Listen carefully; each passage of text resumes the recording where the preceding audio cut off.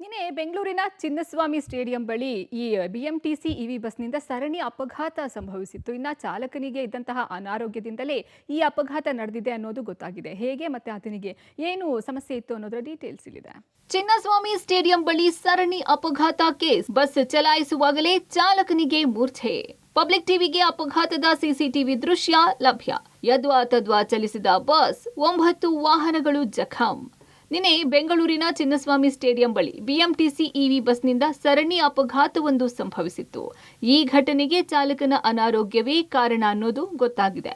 Bus ಓಡಿಸುತ್ತಿದ್ದಾಗಲೇ ಚಾಲಕನಿಗೆ fits ಬಂದ ಕಾರಣದಿಂದಲೇ ಈ ಅಪಘಾತ ಆಗಿರುವುದು ಎಂಬುದು ಬಸ್ ಒಳಭಾಗದ ಸಿಸಿಟಿವಿ ಮೂಲಕ ಬಯಲಾಗಿದೆ. ಹೌದು, ನಿನ್ನೆ ಮಧ್ಯಾಹ್ನ 12 ಗಂಟೆ ಸುಮಾರಿಗೆ ನಗರದ ಚಿನ್ನಸ್ವಾಮಿ ಸ್ಟೇಡಿಯಂ ಸಿಗ್ನಲ್ ಬಳಿ ನಿಂತಿದ್ದ ವಾಹನಗಳಿಗೆ ಹಿಂಬದಿಯಿಂದ ಬಂದ ಬಿಎಂಟಿಸಿ ಇವಿ ಬಸ್ ಏಕಾಏಕಿ ನಿಂತಿದ್ದ 9 ವಾಹನಗಳನ್ನು ಗುದ್ದಿಕೊಂಡು ಹೋಗಿ ನಿಂತಿತ್ತು.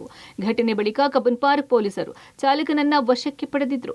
ಬಳಿಕ ಘಟನೆ ಸಂಬಂಧ ಬಸ್ ಒಳಭಾಗದ ಸಿಸಿಟಿವಿಯನ್ನ ಪರಿಶೀಲಿಸಿದಾಗ ಘಟನೆಗೆ ಕಾರಣ ಚಾಲಕನ ಅನಾರೋಗ್ಯ ಅನ್ನೋದು ತಿಳಿದು ಬಂದಿದೆ.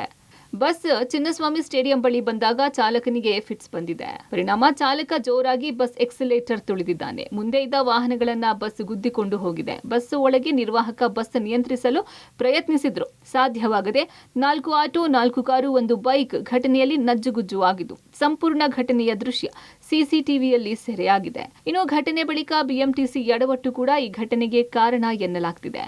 ಚಾಲಕರ ನೇಮಕ ವಿಚಾರದಲ್ಲಿ ಗುತ್ತಿಗೆ ಕಂಪನಿಗಳ ನಿರ್ಧಾರವೇ ಅಂತಿಮವಾಗಿದ್ದು, ಸಾರ್ವಜನಿಕ ಸಾರಿಗೆ ಚಾಲಕರ ನೇಮಕ ವಿಚಾರದಲ್ಲಿ ಜವಾಬ್ದಾರಿ ಮರೀತಾ ಬಿಎಂಟಿಸಿ ಅನ್ನೋ ಪ್ರಶ್ನೆಗಳು ಉದ್ಭವ ಆಗಿದೆ. ಕಾರಣ, ಗುತ್ತಿಗೆ ಕಂಪನಿಗಳು ನೇಮಿಸಿಕೊಳ್ಳುವ ಚಾಲಕರನ್ನ ನಂಬಿ ಹಿನ್ನೆಲೆ ವಿಚಾರಿಸದೆ ರಸ್ತೆಗೆ ಬಸ್ ಇಳಿಸುತ್ತಿರುವ ಹಿನ್ನೆಲೆ ಅಪಘಾತ ಹೆಚ್ಚಳಕ್ಕೆ ಕಾರಣ ಆಗಿದೆ ಅನ್ನೋ ಆರೋಪಗಳು ಕೂಡ ಕೇಳಿ ಬರ್ತಿವೆ. ಒಟ್ಟಾರೆ ಈ ಸಂಬಂಧ ಶೀಘ್ರ ಬಿಎಂಟಿಸಿ ನಿಗಮ ಈ ಎಲ್ಲಾ ವಿಚಾರ ಸಂಬಂಧ ಎಚ್ಚರಿಕೆ ವಹಿಸದೇ ಇದ್ರೆ ನಗರದಲ್ಲಿ ಇನ್ನಷ್ಟು ಇದೇ ರೀತಿಯ ಅಪಘಾತಗಳು ಹೆಚ್ಚಾಗುವ ಸಾಧ್ಯತೆ ಇದೆ.